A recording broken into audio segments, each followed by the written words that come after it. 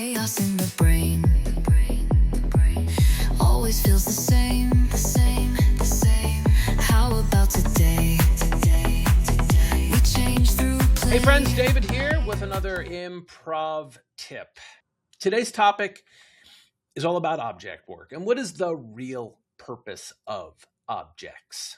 So, when we talk about objects in improvisation, obviously, we all know that involves space work, also known as mime work. We are creating objects out of thin air using our hands and our bodies in order to make what is not really there seem visible to our fellow improvisers and to an audience. So let's give an example, shall we? You're in a scene.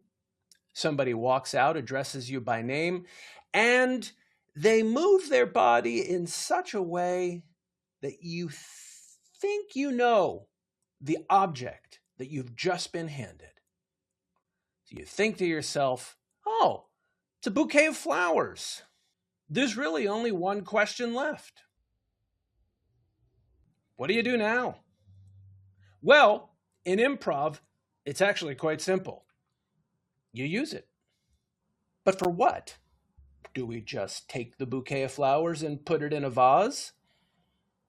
What does that accomplish? I want us to start thinking a little bit more about what to do with objects. And it starts by having a basic understanding of what objects give us. What do they have? So let's just break this down. First of all, objects have a whole bunch of very tangible attributes. Size, shape, weight, smell, texture, a function. The function of a hammer that you are handed in an improv scene obviously is very different than the function of a bouquet of flowers. All of these things here are a part of any object you are given. This is what most improvisers use when they decide what to do next with the object that they've just been given. And there is where I want to share a tip. Because these aren't the only attributes that an object has. Objects also have intangible attributes. They have meaning.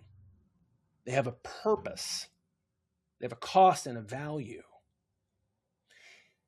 And in order to understand the meaning and the purpose, the cost and the value of an object, you're going to need to go into another part of your improv toolkit. You're going to need to go deeper into your emotions. Those objects have meanings. Those meanings result in emotions. Let's take the bouquet of flowers. If your character decides that receiving that bouquet of flowers has deep positive meaning and purpose because the last time somebody gave you a bouquet was your prom night, and you have lovely memories of your prom night, you may smell those, look at your fellow improviser and say, this really takes me back to my prom. Thanks for thinking of me. You're going to approach that particular exchange with an emotion that signifies what the meaning of that object was. However, if the last time you got a bouquet of flowers was because your spouse or your partner was giving you a parting gift as they left the relationship, then the meaning and the significance of that bouquet of flowers that you've just been given may call back to that event. Those emotions, therefore, will be very different when you receive it. The last time I got a bouquet of roses was when Chris left me. That simple decision that you make, whether or not to remember the intangible attributes of an object, can mean the difference between a scene that remains very surface or a scene that gets really deep. And I want to make one thing clear, because I get this question a lot. Doesn't going deep with my emotions mean that the scene won't be funny? No. Having emotions, being vulnerable, and letting your characters share the deep meaning that these objects imbue for them does not mean comedy or drama. It can be anything you want it to be, which is why I'm going to ask you to do this. Try it. The next time you're in class, the next time you're on stage, imbue the object that you create or that you are given with some type of intangibles. What's the purpose? What's the meaning? Is there a significance? If so, why? Create it in your head.